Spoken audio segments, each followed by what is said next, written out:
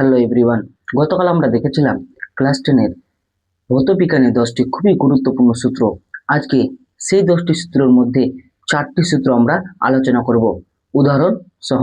এই 4টি সূত্রের মধ্যে আমাদের যে প্রথম সূত্রটি হবে সেটা হবে আলো থেকে mu equal to sine I by sine R. এদিকে হয়ে গেল, ঠিক আছে। এই ছিল mu equal to sine I by sine R. এখানে আমাদের কিছু বলবো না, শুধু আই আর আর এর মানটা দেওয়া থাকবে। যেমন তোমাকে বলে দিবে আই ইকুয়াল টু 30 ডিগ্রি এবং আরও তোমাকে 30 ডিগ্রি দিয়ে দিল। এখন তোমাদেরকে জানতে হবে সাইন 30-এর মান কত। এটা তোমাদের অঙ্কের ত্রিকোণমিতিতে দেওয়া আছে। প্রত্যেকটি সাইন 30-এর মান কত, কস 30-এর মান কত, টেন 30-এর মান কত। তো আমাদের শুধুমাত্র এই সূত্রে সাইনের মানই প্রয়োজন। তাই আমরা সাইন 30-এর মান কত আমরা জানি। সাইন 30-এর মান হচ্ছে হাফ। তাহলে দেখে নিই, যদি সাইন 30-এর মান হাফ হয় তাহলে কি হবে, সাইন 30 বাই সাইন 30। এটাকে আমরা এভাবে করে দিতে পারি, কিন্তু যেহেতু আমাদের 2 মার্ক বা 3 মার্কের দেয় তাহলে আমরা একটু লং করব, মানটা বসিয়ে দেবো। মানটা বসিয়ে দিলে আমাদের নাম্বারটা কাটা যাবে না। তাই mu equal to half by half. আমি বুঝতে পারি না যে আমার এটা এদিকে কেন হয়ে যায় শুধু। তো এরকমই হবে, mu equal to half by half. এটাকে আমরা যদি এরকম লিখি হাফ ইন্টু 2/1, মানে এটা ভাগাকারে ছিল এখানে উঠবে তো গুণাকারে হয়ে যাবে, তাহলে এটা উল্টে যাবে, তাহলে 2 2 কেটে যাবে। মিউ এর মানটা কত হবে, মিউ এর মান হবে 1।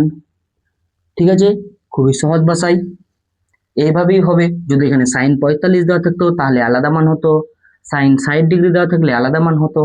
ঠিক আছে, তাহলে আমাকে সাইনের মানগুলো প্রথমে মুখস্থ করে নিতে হবে। এ পর্যন্ত বোঝা গেল। এবার চলো তাহলে 2 নম্বর সূত্র দেখি। এখন আমাদের 2 নম্বর সূত্রটা হবে ওহমস ল থেকে বা ওহমের সূত্র থেকে। 2 নম্বর সূত্রটা কি, ওহমের সূত্র থেকে আমরা নিব ভি ইকুয়াল টু আই আর। এটা আমরা দেখেছিলাম। তাহলে এখানে আমাকে ভি এর মানও দেওয়া থাকতে পারে, আর এর মানও দেওয়া থাকতে পারে, আই এর মানও দেওয়া থাকতে পারে। যে কোনো দুটো মান দেওয়া থাকবে, যে কোনো একটা মান আমাকে বার করতে হবে। যেমন ধরো এখানে ভি দেওয়া আছে 10 ভোল্ট আর আই দেওয়া আছে 2 অ্যাম্পিয়ার। ঠিক আছে, তাহলে আমাকে আর এর মানটা বার করতে হবে। এবার আর এর মান যেহেতু বার করতে হবে তাহলে আইটাকে এপারে নিয়ে আসবো, আইটা এপারে গুণ আছে, এপারে আসলে ভাগ হয়ে যাবে।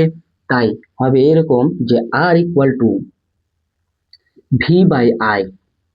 তাহলে যেহেতু আর ইকুয়াল টু ভি এর মান 10 আর আই এর মান 2, তাহলে 2 5 10, তাহলে আর ইকুয়াল টু 5 ওহম। কত, 5 ওহম। তাহলে রোধ কত বাড়লো, 5। আমাকে ভোল্ট দেওয়া ছিল, অ্যাম্পিয়ার দেওয়া ছিল, রোধ আমরা বার করে নিলাম নিজে থেকে।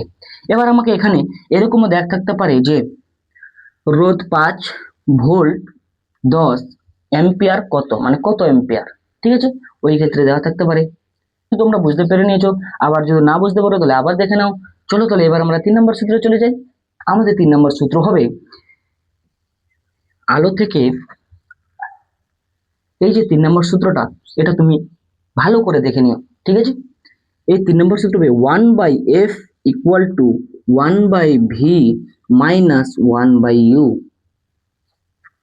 এরকম, এটা হচ্ছে সূত্র।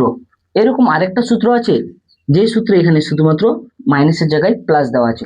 তো আমরা প্লাসেরটা করব না, আমরা মাইনাসেরটা করব। ঠিক আছে, ধরো তোমাকে এখানে সাইডে আমি মানগুলো লিখে দিচ্ছি। ইউ এর মান দেওয়া থাকলো -20, এফ এর মান দেওয়া থাকলো 10। ঠিক আছে, তাহলে ইউ এর মান -20, এফ এর মান 10। তাহলে এখন কি হবে, তাহলে এখানে আমরা মানটাকে বসিয়ে দেবো।